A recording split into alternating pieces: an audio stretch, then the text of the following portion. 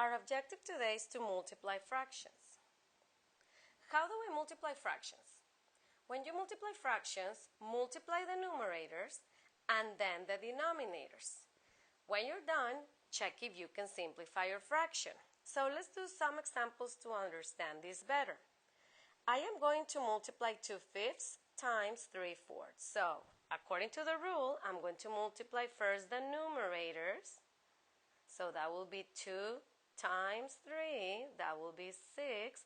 And then I will multiply the denominators, 5 times 4, that is 20.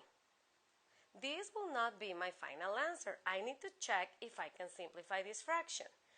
If you want a refresher on how to simplify fractions, I have a whole video about only simplifying fractions that you can check here in the description. I am going to leave you the link here.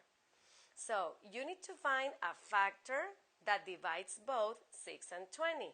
So, 6 and 20 are both even. That means that both are divisible by 2. So, I'm going to simplify this fraction by 2. So, 6 divided by 2, that will be 3. 20 divided by 2, that will be 10. Can I simplify more this fraction? 3 is a prime number, so that means that I'm done. So, the answer will be 3/10. How do we multiply mixed fractions? 1 and 1/3 times 5/7. Well, if we continue with the rule of multiplying the numerators first and then the denominators, we need to change or convert this mixed fraction to improper, so we only deal with numerator and denominator.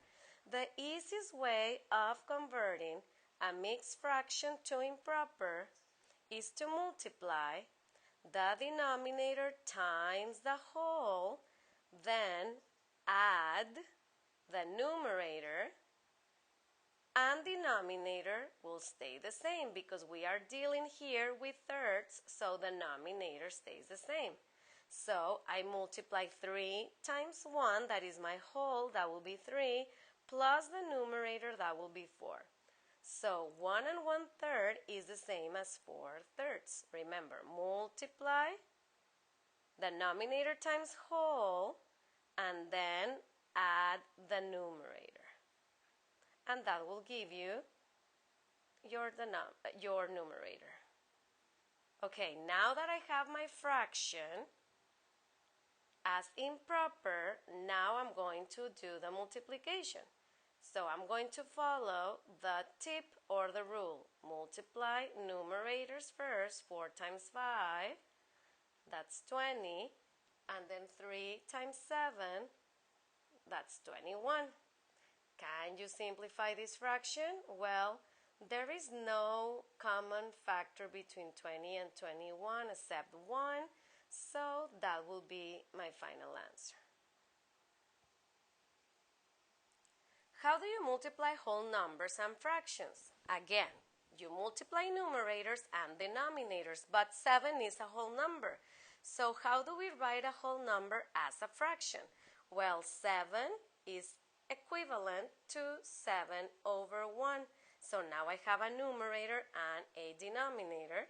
So now I can multiply the numerators, that is 7 times 3, that will be 21, and now multiply the denominators. 1 times 5 is 5. You can simplify this fraction, or this is an improper fraction. You can also write it as a mixed fraction. The easiest way of writing an improper fraction to mixed fraction is just to do the long division. 21/5 is the same thing as 21 divided by 5. Remember, top in the little house, bottom out. Top in, bottom out. So, how many times 5 fits in 2? It doesn't fit. How many times 5 fits in 21? 4 times. 4 times 5 is 20. And then you subtract to get the remainder. 21 minus 20 is 1. So, that 4 is how many times 5 fits in 21. That is your whole number. So that will be 4 wholes.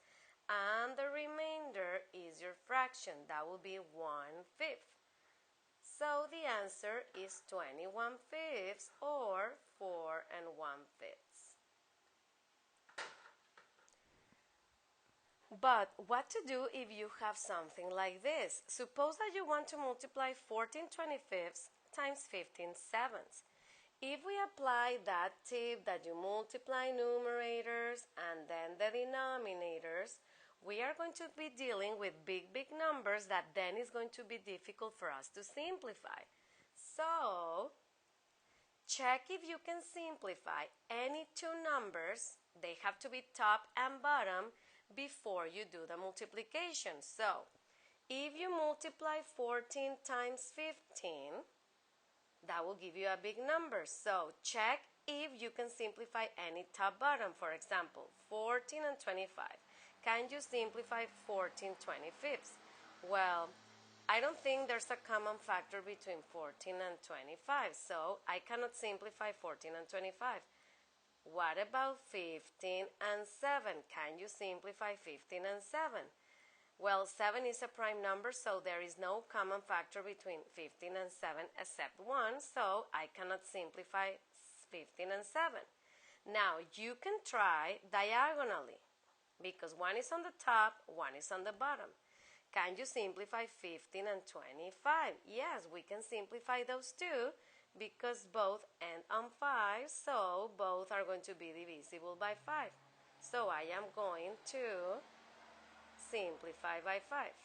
So 15 divided by 5, that will be 3. 25 divided by 5, that will be 5. So now I have 14 over 5 times 3 over 7. I simplified before doing the multiplication. Before doing the multiplication, I am going to check again if I can simplify these two. Remember that top, bottom, even if they are diagonal, you can simplify. So 14 and 7, both are multiples of 7. So I can simplify these two by 7.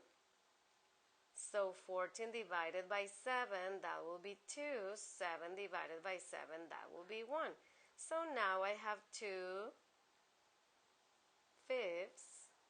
times 3 over 1. Okay, now that both my numbers, both my fractions are in simplest form, now I apply the rule, multiply numerators and then multiply the denominators. So 2 times 3, that will be 6.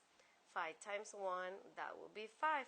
So my final answer is 6/5, or if you want to convert to mixed fraction, remember top in the little house, bottom out. I'm just doing the long division. 6 divided by 5, 6/5 is the same as 6 divided by 5. So how many times 5 fits in 6? 1 time, that will be 5. And then you subtract to get the remainder, that will be 1.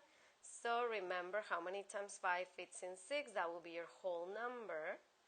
So that will be 1 whole.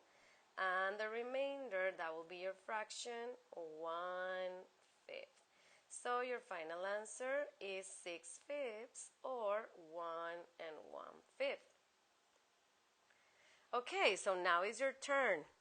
You can pause the video now, open your notebook, take out a piece of paper, multiply the following fractions. Remember, use the tip, multiply numerators, multiply the denominator, and try to simplify. Or you can simplify before multiplying. At the end of this video, I will give you the solution.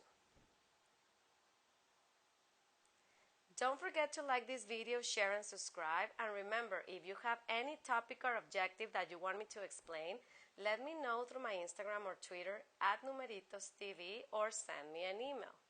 Bye-bye.